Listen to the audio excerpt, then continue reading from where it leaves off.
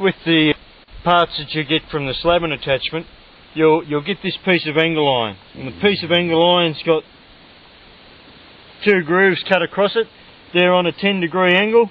The idea of the angle iron is for sharpening your chains.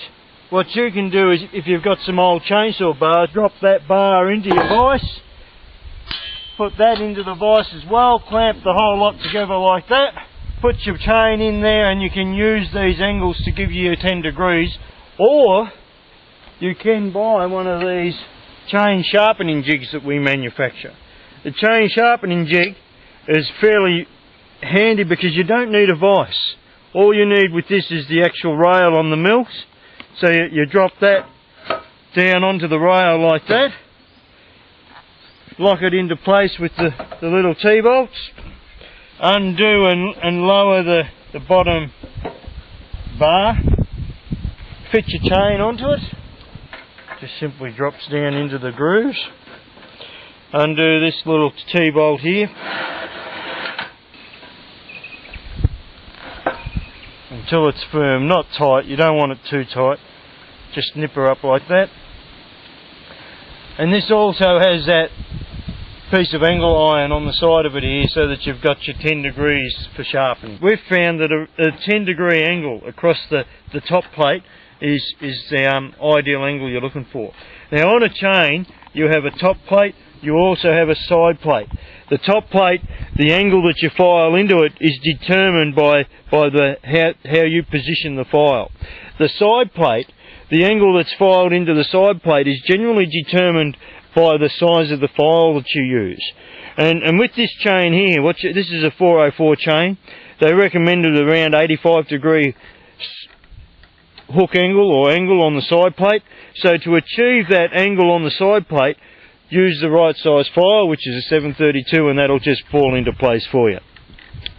When you're filing, once upon a time they used to say you should hold the file on a slight angle upwards. Nowadays they'd say forget it, just simply file it straight across, hold it flat. And when you're filing, it's a lot like filing or sharpening the saw. You continue to file until you get rid of any rounded edge that's out on the very tip, and you develop a nice crisp line between the file and the cutter. So we'll just file this up. Unlike a lot of people, I don't physically count the strokes. All I do is I continue to file until I see a nice crisp line, and I don't know if you can see that, but you can see there's a little bit of damage on that tooth. There's a dark patch in behind there. I'm going to file that back until I've got a nice clean tooth again. I'm not going to just count strokes. So I can start to see that damage starting to disappear now. It's now looking really nice, and that's it. Next tooth. I'm also lining this up with this here on the file plate, so I'm standing over the top of it and I can see quite clearly whether I've got my right angle or not. So I stand over the top, simply file, keep passing the file through, using the full length of the file until I've got a nice clean edge in between the file and the cutter. Repeat that again.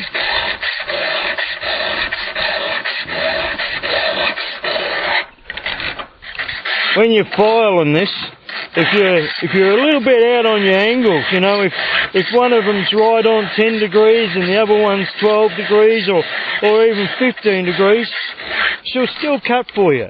It may not perform at its greatest, but it'll still put in a reasonable sort of a cut. So don't be afraid to use the file. A lot of people are scared of files for some reason, and they tend to use an electric grinder.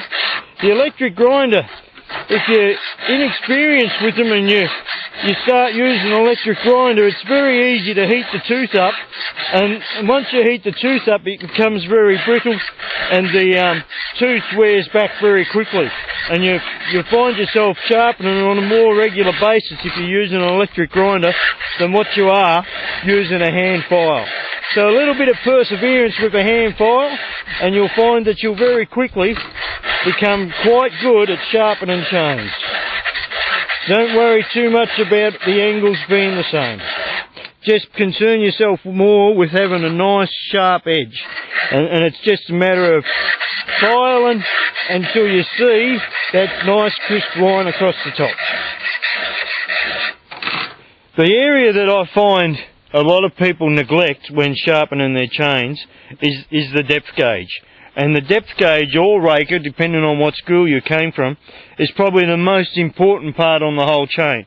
As you file this tooth down, the tooth has an angle built into it for clearances. As you file the tooth down, the height of the tooth becomes lower and lower. If you ignore the depth gauge, what eventually happens is, as you lower the tooth height, the depth gauge gets to a point where it's equal or higher than the tooth.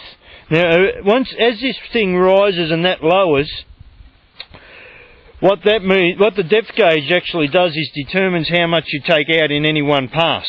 So as this lowers, you start to produce less and less of a chip. The chip becomes finer and finer, the cut is slower, and then you start pushing harder and harder to try and make the thing cut. And you start saying to yourself, this is all hard work.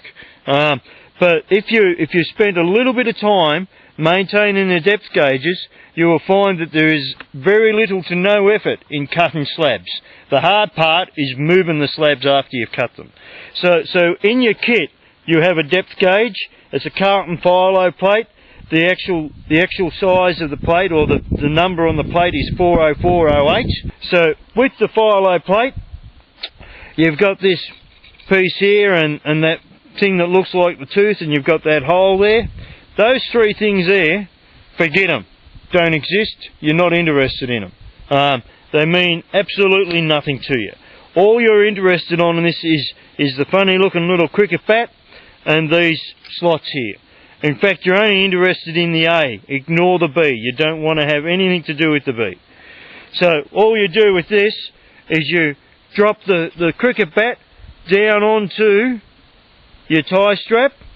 The A setting, the slot marked A, drops over the top of the depth gauge, and then the file plate sits down on the cutter. Once you've put that into position like that, you grab the file and you simply file anything that sticks up. After you've filed everything that sticks up off of it, remove the depth gauge. This is a good habit to get into.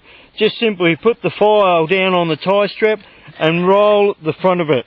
All you're doing here is you're not taking any more off the height of it, you're just rolling it over the front of the depth gauge and rounding that edge off. And with the depth gauge, just simply go around the depth gauge tool, go around, filing the top off of all the teeth. Only takes a minute, round the front off, and if you do that on a regular basis, you'll find that this chain will cut perfectly for you all the time. You don't have to do it every time. Myself, I personally do the depth gauges every time I sharpen it. You will find that if every second time's enough, once you've gone all the way around on one side, then you have to turn her around, do the other side. Always sharpen the cutter first. Don't do the depth gauge and then sharpen the cutter. It's a complete waste of time. So slip her back on there like that. Tighten it up again. Not too tight, you want it to be able to turn freely. And you repeat the exercise on this side. So we start filing. If you're using a depth gauge, if you're setting one side to 25 thou, or 30 thou in this case, and you file the other side, if you've got one tooth that's longer than the other, and that happens quite a lot, as long as this depth gauge is set for 30 thou, and this depth gauge is set for 30 thou, It really doesn't matter if there's a couple of millimetres variation in this. If you start to see, when you get halfway through the chain's life, if you start to see that there's quite a large variation in the tooth length, then I would spend a little bit more time on one side than the other, just by eye. I wouldn't measure it. Just by eye, I would file it back until I think they're around the same, and say that'll do.